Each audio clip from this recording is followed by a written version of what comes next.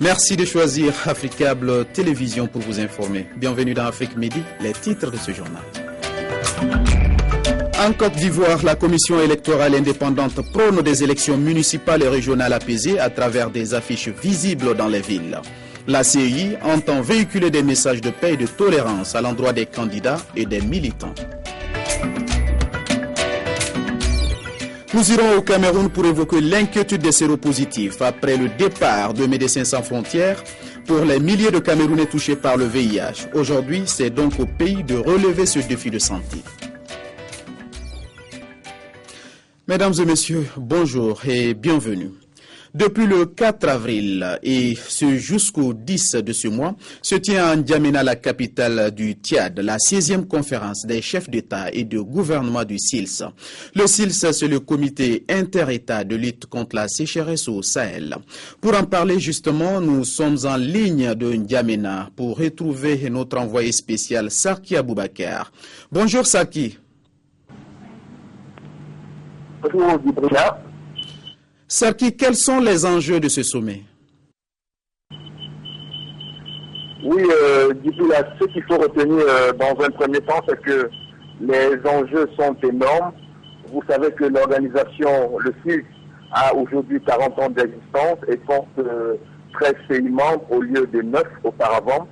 C'est dit que l'organisation a vu sa notoriété renforcée à travers les excellents résultats obtenus et son leadership dans la lutte contre la sécheresse et la sécurité alimentaire dans le Sahel et en Afrique de l'Ouest. Le sommet des chefs d'État et gouvernement prévu le mercredi 10 avril aura donc à se prononcer et à valider les résolutions prises hier à la conférence des ministres du SILS. Il s'agit notamment du projet de budget 2013 du SILS qui a été arrêté en recettes et en dépenses à un montant de 13 milliards 240 millions 173 165 francs CFA. Le SILS a également proposé l'alignement des mandats à 4 ans, renouvelables une fois pour les cadres dirigeants de l'organisation, ainsi que la concrétisation du rapprochement SILS, CD et UEMOA. Il faut dire que les solutions sont censées, c'est le fonctionnement, les actions et l'intervention du SILS dans les différents pays membres. Sarki Aboubakar depuis la capitale tchadienne. Merci. Merci, Gibrila. En Égypte, le calme est revenu autour de la cathédrale du Caire. La police est massivement déployée, où des fidèles étaient toujours rassemblés dimanche. Des violences ont fait aux abords au moins un mort et plus de 80 blessés, après des funérailles de 4 coptes chrétiens morts dans des affrontements avec la communauté musulmane, 2 jours plus tôt. Funérailles sanglantes en Égypte. À l'intérieur de la cathédrale Saint-Marc du Caire, des milliers de chrétiens coptes s'entassent pour assister à la messe d'enterrement de 4 fidèles morts, tués dans des violences entre musulmans et chrétiens vendredi dernier à Al-Roussous, au nord de la capitale. Pendant le service, des slogans hostiles au président islamiste Mohamed Morsi s'élèvent. Des slogans qui reprennent de plus belle à l'extérieur, alors que le cortège funèbre se met en route. Ils croient nous faire peur. Notre force augmente chaque jour avec notre croix et notre sang. On n'aura plus jamais peur. Morsi et les frères musulmans vont tomber. Ils seront incapables de nous gouverner. Ce sont des terroristes. Abat le pouvoir du guide. Une manifestation spontanée se forme et les habitants du quartier d'Abbasiyya, en majorité musulmans, répondent aux chrétiens.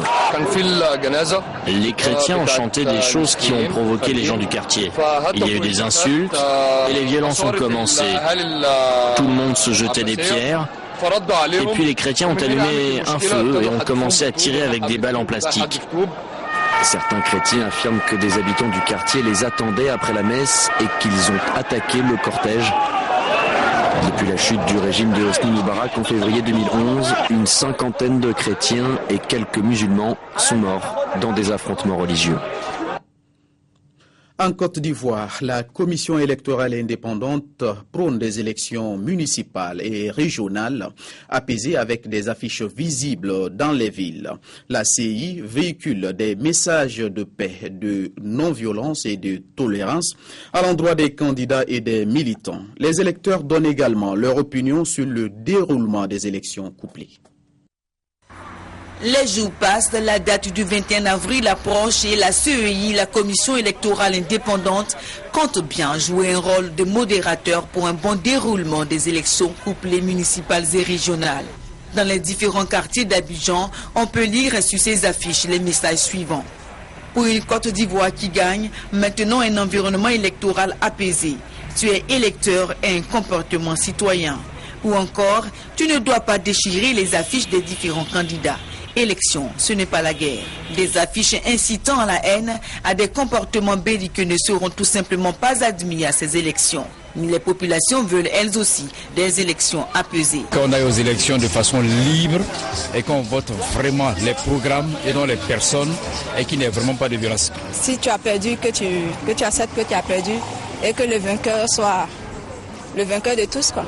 Selon cet étudiant, les programmes des différents candidats devront apporter des réponses significatives aux questions qui touchent les jeunes. Que l'éducation soit relevée, pour qu'il y ait de l'emploi. Il cherche des moyens nécessaires pour que tout le monde puisse travailler. C'est en cela que la CEI met l'accent dans ses messages sur l'esprit du fair play politique et donc sur l'intérêt du plus grand nombre. Si tu as perdu aujourd'hui, félicite le vainqueur, demain ton tour viendra.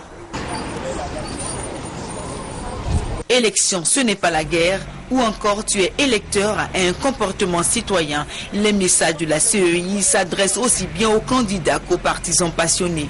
Alors, pas question de parler de campagne agressive, de dénigrement. Voilà, élection, ce n'est pas la guerre. Du volet politique, on passe au volet sanitaire. L'inquiétude pour les séropositifs au Cameroun. Médecins sans frontières quitte le pays après 10 ans de soins et de traitements gratuits. Pour des milliers de Camerounais touchés par le VIH aujourd'hui, c'est donc au pays de relever ce défi de santé. Mais les malades craignent que les services de santé ne soient pas prêts. C'est un des grands centres où l'on accueille les patients séropositifs à Douala. Ce jour-là, le docteur Chimou reçoit un malade sous antirétroviraux qui ne va pas bien. Son traitement n'a pas permis d'enrayer le VIH. Il a développé un Kaposi, c'est-à-dire un cancer qu'il a développé sur son VIH. Ça veut dire que son traitement ne marche pas. Donc il faut faire des examens secondaires, charge virale, génotypage, pour voir quel type d'examen et de médicaments est-ce qu'on peut lui donner. Ce patient est un des derniers à bénéficier d'une consultation de Médecins sans frontières à Douala. L'ONG, engagée depuis 10 ans dans la lutte contre le VIH au Cameroun, arrête. Elle estime avoir rempli sa mission. 10 000 séropositifs ont été pris en charge par les équipes de MSF. Ils ont bénéficié d'un accompagnement social et psychologique, de traitements et d'un suivi médical gratuit. Réorientés vers les hôpitaux publics, les malades ne cachent pas leur inquiétude. Lorsque l'hôpital est en rupture des arrivées, c'est Médecins sans frontières qui permet de combler ces réactifs. Ce qui faisait que le patient, continuellement, il y avait ce qu'on appelle une continuité de soins. Et moi, je vous dis, les patients que j'ai rencontrés pleurent le départ des Médecins sans frontières. Nous allons faire un stock de sécurité pour les 3 mois qui viennent pour pallier aux éventuelles ruptures ou insuffisances qu'il pourrait y avoir. Et la transition se fera doucement. Après, Médecins sans frontières reste au Cameroun, toujours dans le cadre de la réponse aux urgences et dans le cadre des autres projets que nous avons en cours. Les malades redoutent aussi le coût des examens qui sera désormais à leur charge. C'est un défi qui attend les autorités camerounaises dans ce pays où plus de 600 000 personnes vivent avec le VIH.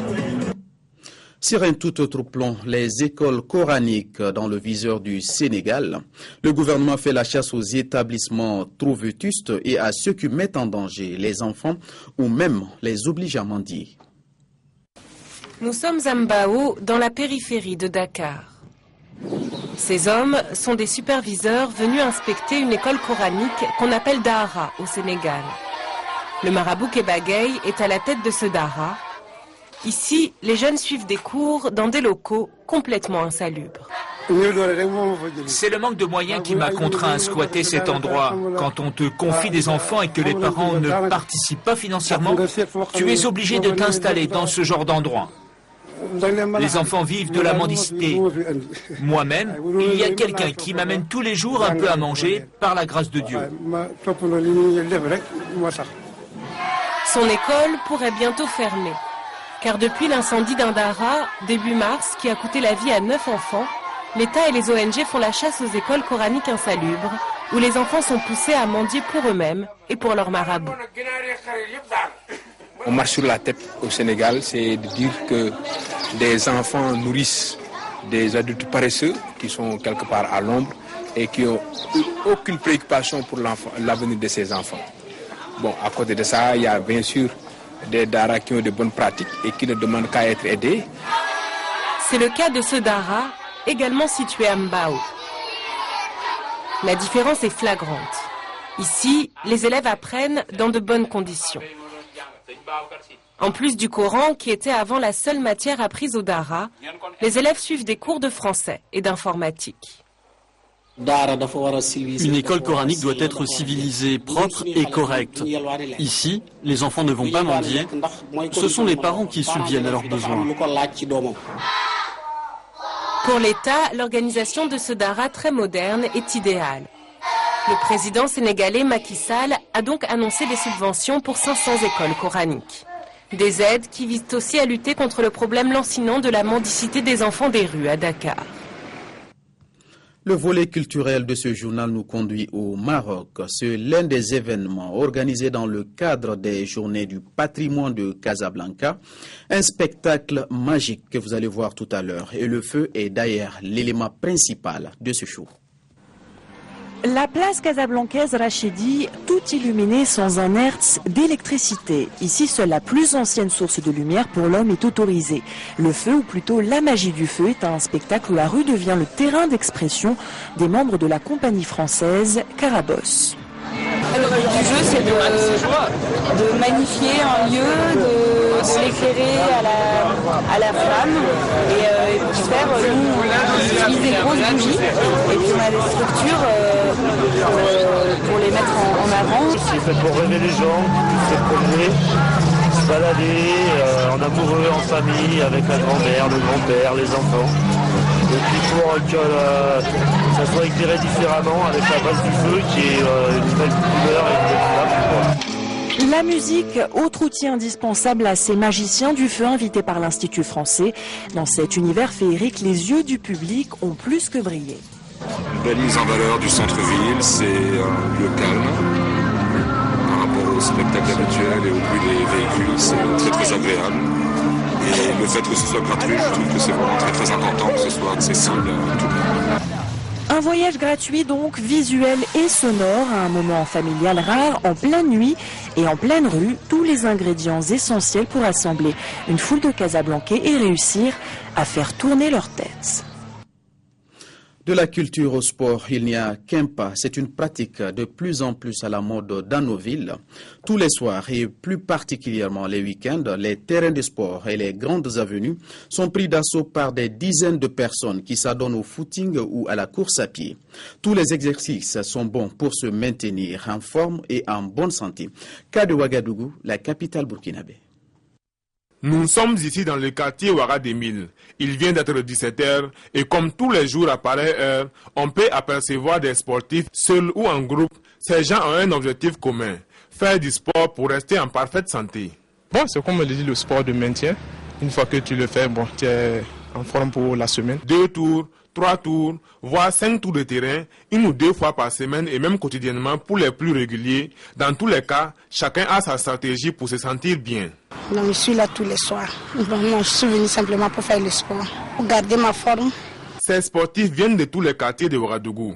Peu importe la distance à parcourir pour se retrouver sur ces sites. Le tout est d'avoir un cadre jugé agréable. Moi, j'ai quitté un pied ici. Quand tu tournes comme ça, si je venais dans la maison, laver, j'ai bien dormi, bon, c'était bon avec moi. Je viens de marcher de par là.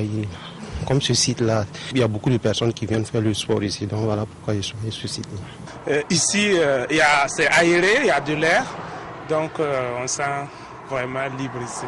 Se maintenir en forme est donc une préoccupation de tous et de tous les jours. Pour cela, on peut choisir comme ces personnes, ces exercices physiques ne demandent ni dépenses pécuniaires, ni des dispositions particulières. Voilà, pratiquer du sport pour vous maintenir en forme et en bonne santé. Fin de cette édition. Merci à vous de l'avoir suivi et surtout, merci de votre fidélité. Bonne suite de programme sur la première chaîne panafricaine.